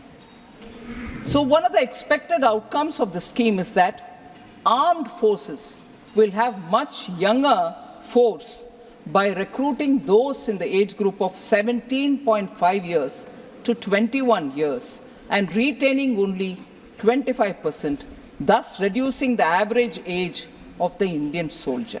Why should we do it, sir? In countries like the US and the UK, soldiers are required to render only 2 of the 6 years in service because they want to keep the young, fit and agile person at the borders. I hope on matters related to the fitness and battle readiness of the Indian Army or the armed forces, we don't do politics, sir, because it is something which is going to be critical for this country. We need young, fit and battle-ready young people who are going to be trained.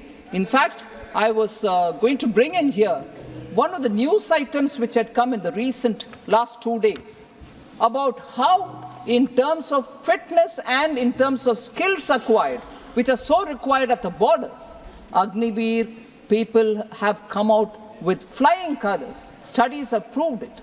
So this is a scheme which is very important, and we need to have greater sense of looking at the national interest rather than just take policies on some other consideration. I'd like to remind, sir, when in 2014 Prime Minister Modi reviewed the situation, I got into defense only later in 17, and therefore with some interest I went back to look at also the earlier periods. 2014,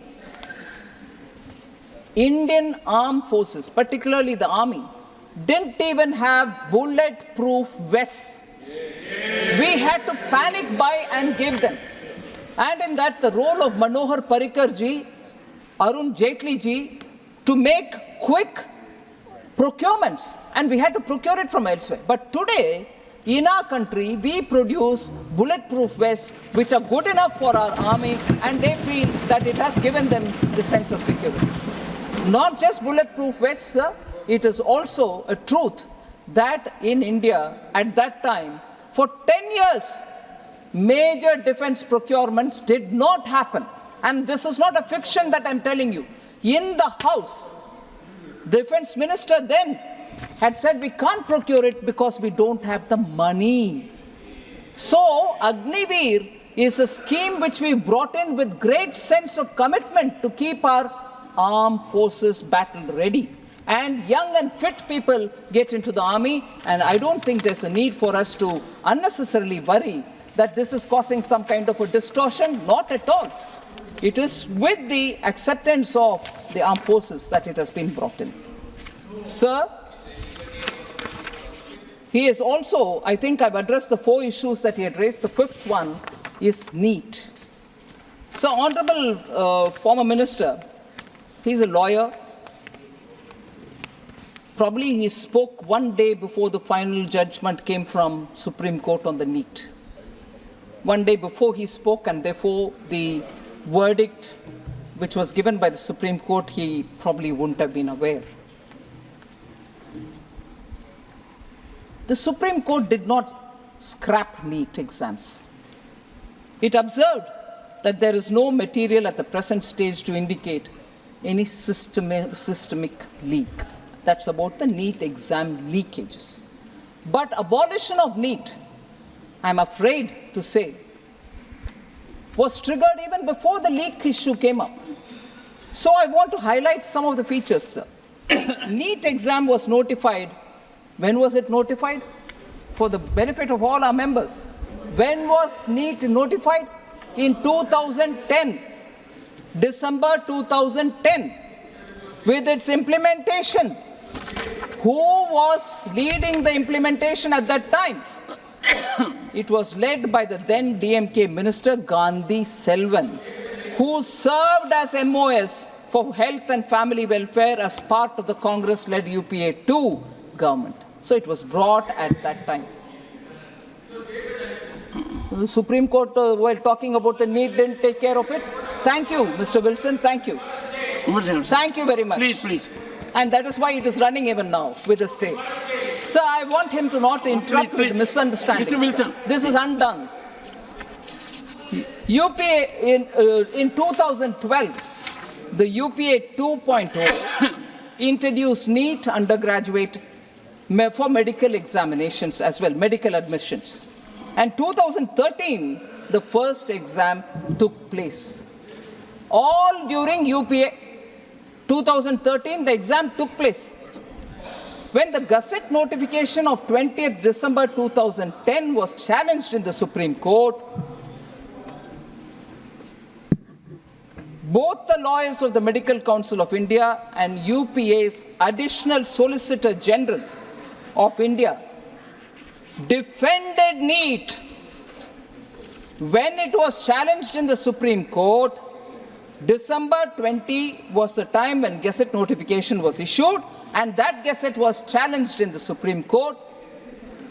That time, both the lawyers of Medical Council of India and the ASG of UPA government defended NEET, saying this was an effort to streamline the admission process. Sir? Therefore, sir, the ASG then stated that the earlier system of multiple examinations was neither in the national interest nor in the interest of maintaining the standards of medical education, nor did it serve the interest of the poor middle-class students who had to buy forms of several examinations and travel across the country to appear in the examination. Multiple examinations they had to take. NEET does not, sir, disadvantage anyone. NEET does not disadvantage anyone. It expands opportunities. Sir, Tamil Nadu students secure 85% of the seats with 69% reservation, which is upheld in Tamil Nadu. With that reservation intact, and with this process of NEET, 85% seats, which is 85% of the seats within Tamil Nadu, and 15% of all seats from all states put together, they can go for the 15% seats to any state that they want. So, Tamil students benefit from All India quota in other states also. Now, when former finance minister is talking about NEET, I also want to underline this fact, sir. 2011, when the DMK rule concluded, Tamil Nadu had just 1,945 medical seats. Presently, there are 10,425 medical seats. a remarkable surge of 8,480 seats in the past 11 years. Sir, therefore, NEET has ensured cost-effective medical education for families.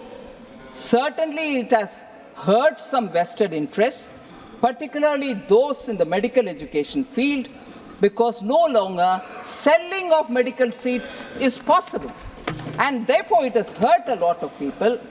That is why a particular lobby was actively against NEET even before this NEET leak issue has come up. Sir, in the year 22-23, 12,997 Tamil Nadu government school students wrote the NEET exam, and of them, 3,982 students passed it. It is noteworthy that the pass percentage has increased from 27% in the last year to 31%. So I want to say, sir, only before NEET came in, only a few students from few schools in selected regions of Tamil Nadu could get medical seats. Now it is across the board. There are, of course, I don't know if you will permit me, government schools. I want to take the name of few government schools students from Tamil Nadu belonging to very humble backgrounds and rural areas who have passed the NEET examination over the last few years. I'll take the names, sir. Young girl Kanimuri, Needur Mailadurai, daughter of a laborer, Kooli Tholilali in Korandai, and temporary taxi driver. He works also as a temporary taxi driver. She got in 2023. Annapurani from a place called Singam Punari, Sivaganga district, the district from where our former finance minister hails. That girl has also managed to come in. She's the daughter of a construction worker, 2023 again. Arivu Nidhi, Vrali Malai is the place from where she is qualified, which is in Pudukkottai district. Son of a laborer, and he is also a Kooli Tholilali in 2023. Divya Bharati in a place called Talavadi in Erode districts. Daughter of a laborer, again a Kooli Tholilali in 2023. Kavi Arasan from Karambakudi in Pudukkottai district, son of a farm laborer. Jeevit Kumar Periyakulam Theni, son of a goat rearer, shepherd. In 2020, Kavi Priya from Chayyar, sir, daughter of a farmer, 2022. Santanam from Dharmapuri, son of a farm laborer, 2022. Ramya from Karamadai in Coimbatore. She's a scheduled tribe, a particular tribe which is very disadvantaged in Tamil Nadu called Irular. She is a Irular candidate, daughter of a laborer. Yes, budget, because the former finance minister asked about it. I am duty-bound to answer. Sir, I may get the name wrong, the last candidate who I want to say, Karamadai, Coimbatore, Pirisika. I may be wrong with the name. She's the daughter of a tailor. Now, are these not success stories of NEET? Are these not students from rural areas? Are these not students who belong to the lower strata? Construction workers, coolie workers, farmers, taxi drivers, their children are coming through, sir, NEET. Sir, please, nothing will go on record, Mr. Vasan. You are a very senior man. No, nothing. Sir, I come to the last point, sir. I conclude. I come to the last point. Please.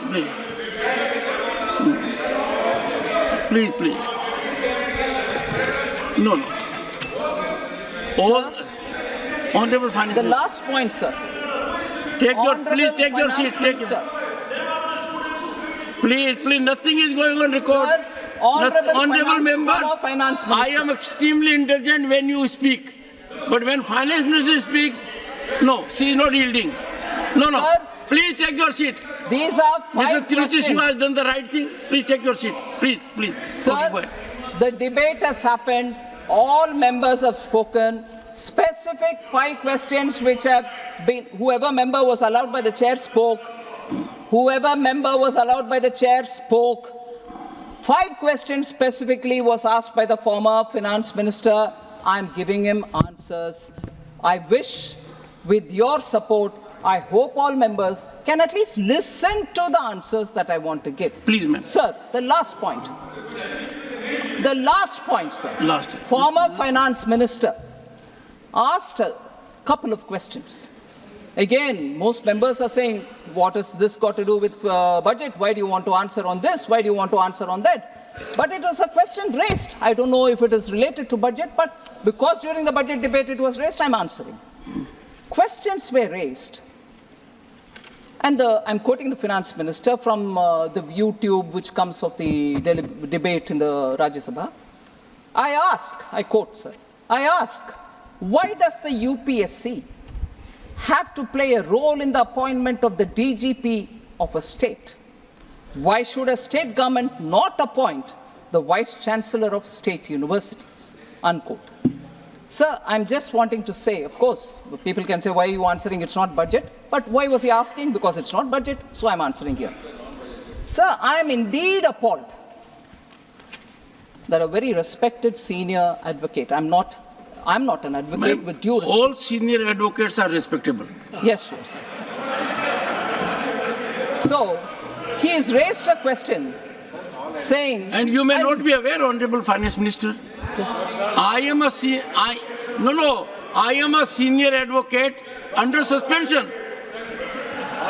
No, Mr. Prabhu Patel, I am a senior advocate and Bhupendra Yadav knows under suspension because if you hold an office like this, your sanad is suspended during that period. So I suffered, leader of the opposition, 2 things in 2019 when President issues warrant. Now imagine warrant to a senior advocate appointing me as governor. This led to suspension of my sanad also. So you have respect, I'm sure, for all senior advocates, whether under suspension like me, not otherwise. Sir. Sure, sir. Sir.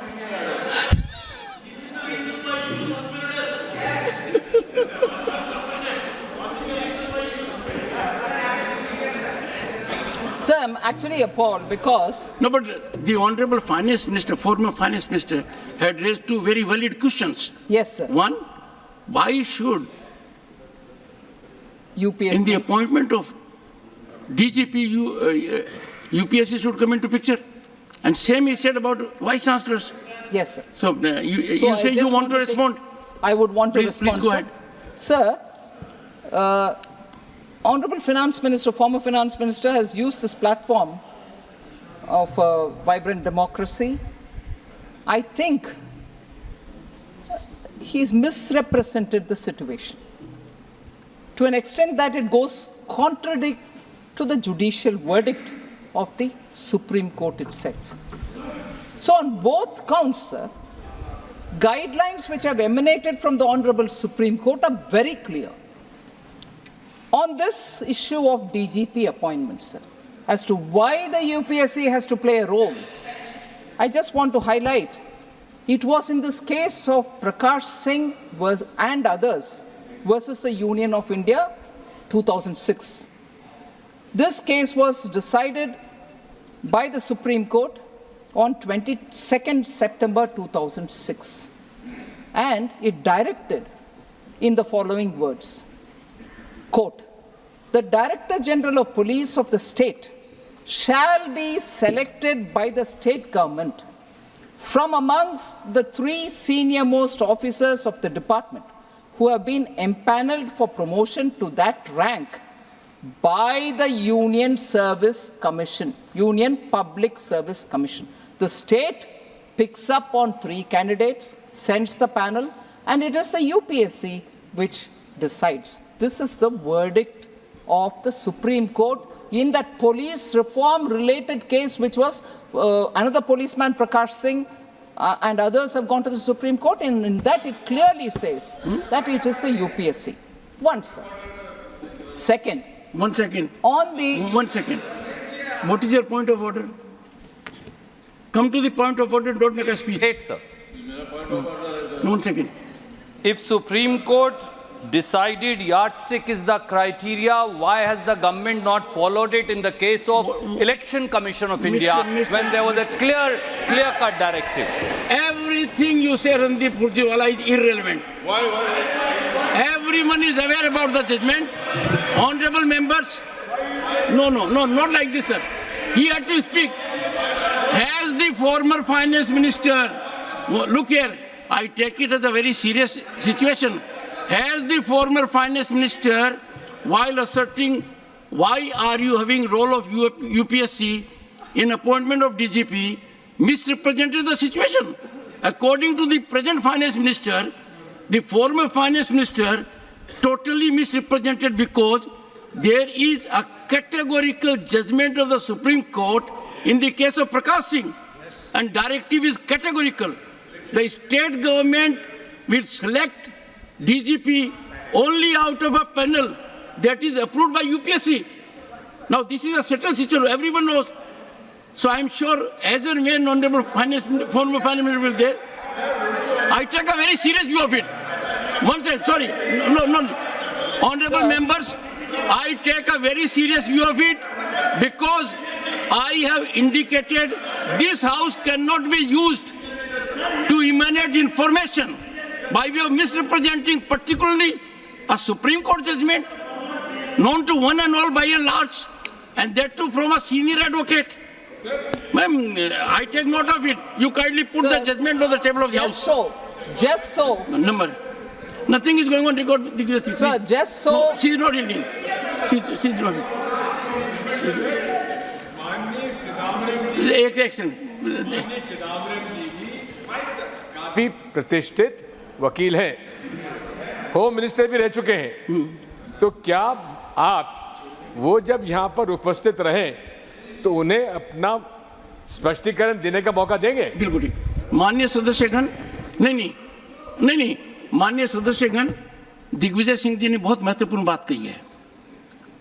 एक charge है कि पूर्व finance वित्त मंत्री ने सदन के समक्ष महत्वपूर्ण तरीके से कहा है कि राज्य सरकारों का ही अधिकार है डीजीपी बनाने का, और आप यूनियन पब्लिक सर्विस कमीशन को क्यों बीच में ला रहे हैं? उनका डायरेक्शन साफ है कि you are doing this because you want to control states. Imputation यही है। The present finance minister says this is being done not by any executive order, this is emanating from a judgment of the Supreme Court that was imparted in 2006, and the judgment is categorical, and I am sure even us, every lawyer knows it, that appointment can take place only out of a panel approved by UPSC. I agree to your suggestion, and we will put it to the former finance minister in what circumstances, while being senior advocate, he could misrepresent the situation so gravely to misinform the nation at large. We'll put it to him. I agree to your suggestion. Yes. Sir, just to be sure, sir, I want to reread the verdict of the court. 22nd September 2006. Supreme Court directs thus, I quote, "The Director General of Police of the state shall be selected by the state government from amongst the 3 senior-most officers of the department who have been empaneled for promotion to that rank by the Union Public Service Commission," unquote. So that's about the DGP. Now I come to the issue of the Vice Chancellor of State Universities. Sir, Supreme Court of India again in a judgment in State of West Bengal versus Anindya, Sundar Das and others in 2022 asserted, and I quote, "Regulation 7.3 of UGC, minimum qualification for UPSC or appointment UPSC? of teachers." This is UGC. UPSC. This is UGC, sir. University Grants Commission. University Grants. Okay. Sir,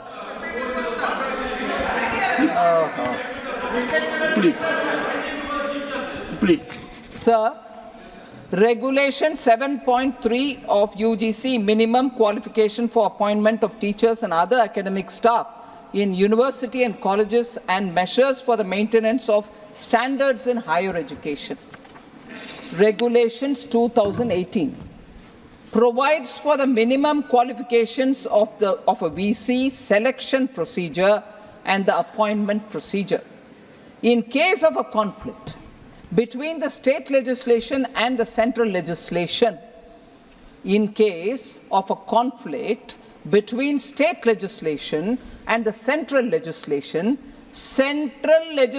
shall prevail by applying the rule principle of repugnancy,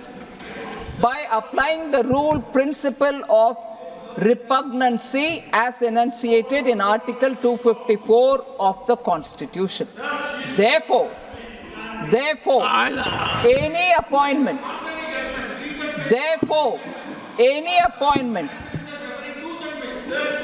sir, you're a senior advocate. I'm talking to you even though I'm not an advocate. I'm sure you're going to be conscious of what I'm talking. It's very well for the members to be conscious, but don't they trust in you?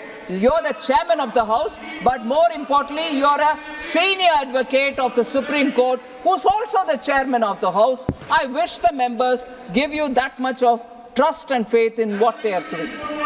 Therefore, sir, any appointment of the as a Vice Chancellor, contrary to the provision of the UGC regulations, can be said to be in violation of the statutory provisions warranting a writ of quo warranto, unquote. Sir, how can we therefore countenance a former finance minister coming to the people at large and talking about dilution of federalism, when it is clear that when there is a conflict between the two, the central legislation is the one which is going to prevail, and that is Article 254. So, therefore, sir, I just want to highlight that a field which is occupied by the judgment of the Supreme Court in these matters, to which, by virtue of being a senior advocate, the Honourable former Finance Minister should be more aligned with the judgment. I wish to indicate to the House that these judgments and the spirit which is caught in these judgments are very important. And therefore, when he is referring to why should the DG be appointed, why should the Vice Chancellor be appointed by the UGC and so on, there is so much of legal material available. Even if the honourable members are suggesting contradictory judgments are there or judges are reconsidering, all that apart, when even those are taken on board, when it is sub judice even on a different bench, when it is so clearly being legally scrutinized, how can we come here and say, no, it has to be done, why should the state? No, sir. These are matters being taken up, as the Honourable Member Wilson is highlighting. Yes, these are being taken up by the courts. But here to come and assert a final word is amazing.